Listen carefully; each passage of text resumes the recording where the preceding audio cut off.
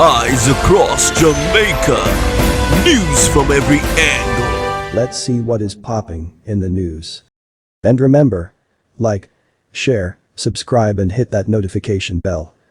A man was killed along Olympic Way in Kingston yesterday afternoon after getting out of his car to view the damage after a traffic collision.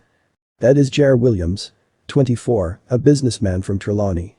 Reports are that Williams and his child's mother were driving when on reaching a section of Olympic Way, a silver motor car bumped into the rear of the car. Williams stopped and got out of the vehicle to view the damage and the occupants of the other car shot him. He was pronounced dead at hospital.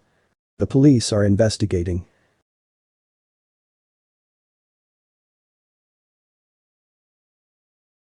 A man, whose identity was not immediately ascertained, was shot moments ago at a parking lot on Halfway Tree Road in St. Andrew.